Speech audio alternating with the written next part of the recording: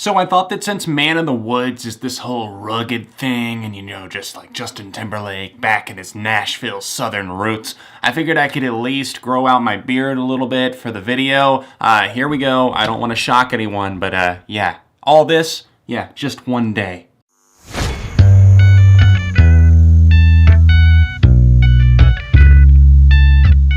What's up everyone, John from ARTV. It's time for a review of album number 5 by Justin Timberlake, the pop mega superstar, formerly of NSYNC, huge solo career, also an actor, an entrepreneur, a golfer, many different things that JT's involved in. His new record is called Man of the Woods. It's the follow-up to the 2020 experience, both part 1 and part 2 that came out in 2013. So it's been 5 years at this point. That's crazy. That's when I was just starting to hit my stride with reviewing, so for it to kind of come full circle at this point, I think I'm a bit more articulate at this point. So we're going to break down his new record, Man of the Woods. We're going to talk about it, a lot of these songs, his new direction, his southern roots, and everything of the sort. But before we get into it, drop a like on the video if you enjoyed the review, and subscribe if you're new here. Other than that, here we go. For the very first time in a very long time, since all the way back to Justified, his debut solo effort, that's right, Pharrell is working with Justin Timberlake again. Pharrell is an acclaimed producer. He's also a part of the Neptunes, which is widely considered to be one of the best production duos of all time. It's Pharrell Williams, Chad Hugo, and they do most of the producing here on this new album. Obviously, once again, you've got names like J-Rock and, of course, Timbaland involved in the production, especially of that lead single, which was called Filthy.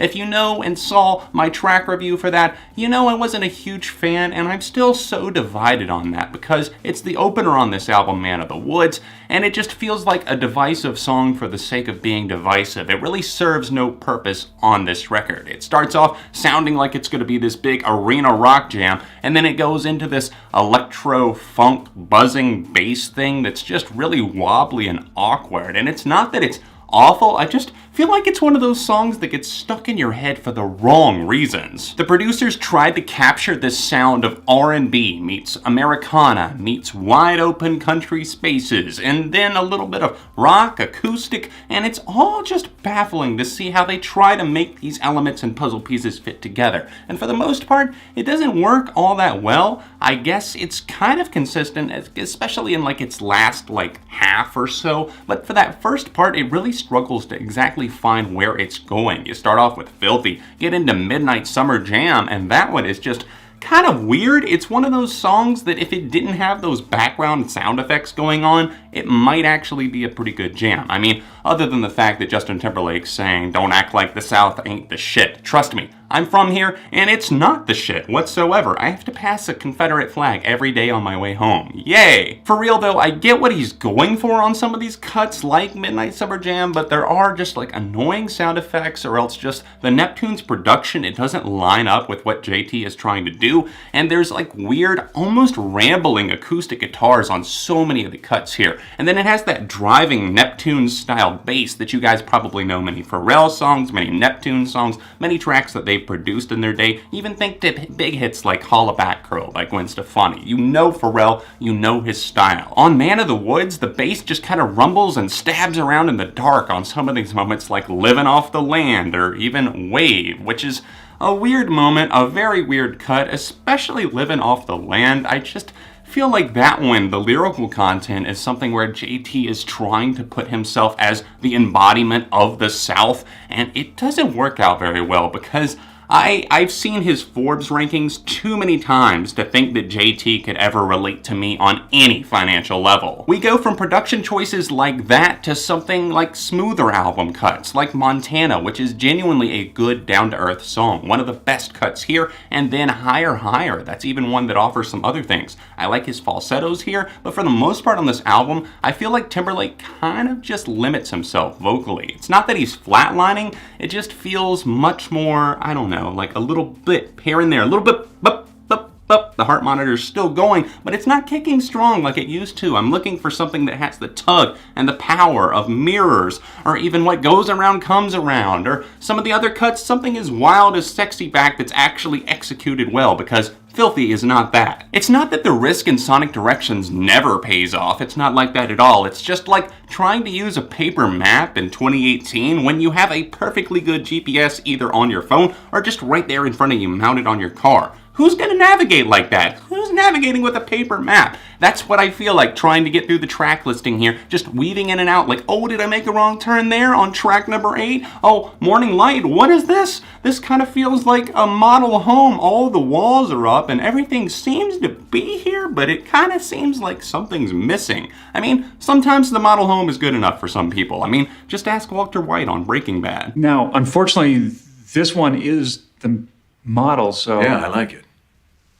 I like everything about it. I'll take it as is. I can appreciate that Justin Timberlake is trying to be honest on this record. He's trying to wear his heart on his sleeve, show his emotions. He even wrote a song for his son on the ending track on this record, which is okay, but that's a completely different story. I don't want to get into that and trash the song. It just feels a bit weird, like he's telling his son all of these things that he hopes he can be, and it's just like, dude, you just put this out to a massive audience. Silas Timberlake is going to look back at this someday and be like, wow, I guess I didn't live up to my dad's expectations, darn. Timberlake trying to come across as earnest and honest can feel a bit paper thin. It's like the walls are kind of crumbling around you and you could just push it over and it's just like, oh, that was a house of cards. It had no backbone whatsoever. It's not that none of these tracks feel like that. It's just that when I listen to a moment like Flannel, for example, it's okay. It's perfectly okay and acceptable. It's just not a song that I feel truly embraces the listener.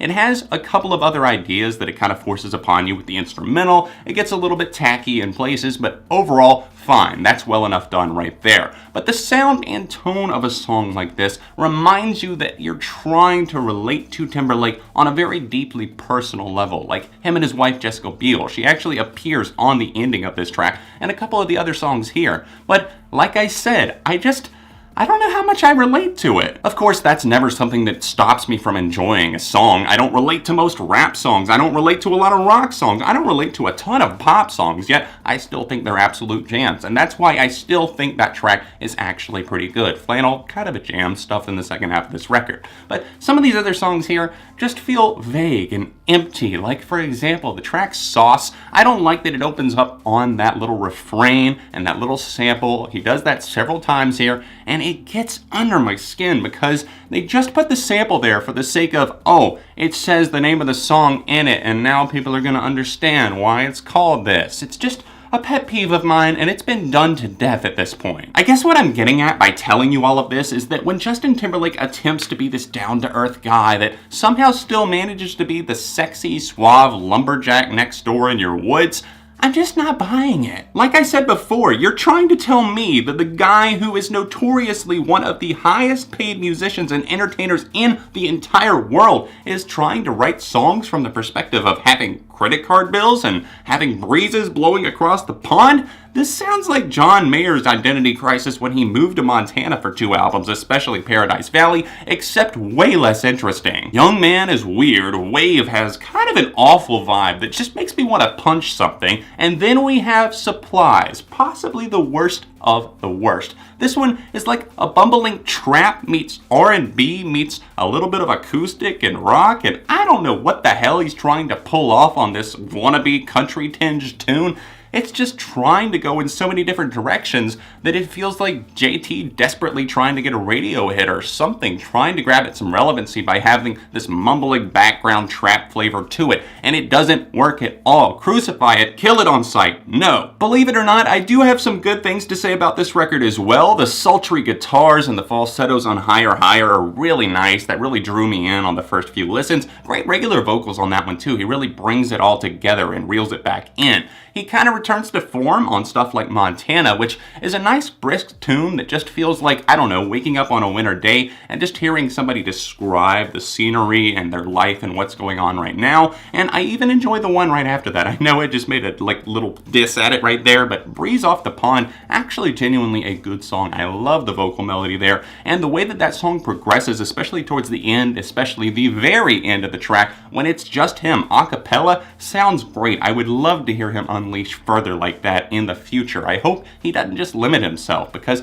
I feel like this album is a little bit limited vocally. Believe it or not, the title track, Man of the Woods, has somehow grown on me and drawn me into its little prism. I feel like I'm almost trapped there because it doesn't fit in, and I criticize other tracks that maybe sound similar to it, but for some reason, this has like a little quirk. Something about it stands out to me, and I don't know what it is. I can't put a finger on it, but it's there. It's got that nice little suave pumping bass and a little bit of playfulness in the lyrical content, and maybe that's what made me warm up to it. But yeah, this track is pretty good. And I also obviously want to commend Say Something, that does feature Chris Stapleton, the outlaw country star that's been winning Grammys and people's hearts over the past couple of years. And his feature here is fantastic. Their voices sound great together. I noticed the title was Say Something, and once again, Timbaland does have a production credit here, and he also has a track called Say Something. That's right. Your boy used to own a copy of Shock Value 2 on CD. I'm not messing around, I know my shit. No, it's actually really a good song. The melodies are great, the guitars are really cool. It does have a little bit of a thumping bass groove to it, a little bit of a beat swagger, and I can appreciate that. On an album where we have writing credits from Toby freaking Keith, and then we have, obviously on the other side of the planet, we have the Neptunes, and then we have a moment like this, just somewhere in the middle to level it all out. I think this is easily the best song here, and it kind of brings back some of my sanity because I do feel like I'm getting like bounced around, jolted and jarred all over the place with Man in the Woods. But this is the middle of the road moment, not in the sense that it's mediocre, but in the sense that we finally get some balance. I'll dare say that he gets the whole southern vibe right on that one. He's got his Nashville roots, and that feels deeply tied and connected to a track like Say Something. However, on some of the latter cuts on this record, no. Not exactly getting there. I'm looking at you, the hard stuff. That one in particular really tries to sell you on the fact that, oh, he's not talking about the hard stuff as in the hard liquor. He's talking about the hard problems of life. Oh, I relate to this guy. I get that. I'm on board. Well, guess what? I'm not. I think it's one of the worst songs here, and it's just another sore bump in the road that stands out towards the end of this record. Guys, Man of the Woods, like I said, kind of a bumpy ride. Make sure you fasten those seatbelts before you listen to this thing. Because while this is one of JT's shorter, quote-unquote, albums, I say shorter because all of his studio albums to date are longer than an hour long, I don't know, you still gotta fasten up because this will take you to some interesting places. I think a lot of people are gonna have mixed reactions on this, so I would be curious to know what you guys are thinking. If you've heard it, sound off in the comment section down below. And if you haven't heard it yet, are you planning on checking it out? For me personally, I can't give this thing more than a 2.5 out of 5. I originally thought lower, but honestly, I gave it some repeated listens, and it did grow on me. It's just divisive. That's the best thing I can say about it. There's tracks on both sides of the railroad, and you gotta find what works for you. For me, there's a handful of them, and I will put my favorites and least favorites in the description as always. Do me a favor, hit the like button on this video while you're here, and if you're new, subscribe to the channel. If you would like to, support me on Patreon. It's this annotation in the corner, and it helps videos like this keep coming on a monthly basis. All of my social medias you can find linked in the description down below, and other than that, you can see a couple of recent videos right here. I'll see you soon on ARTV.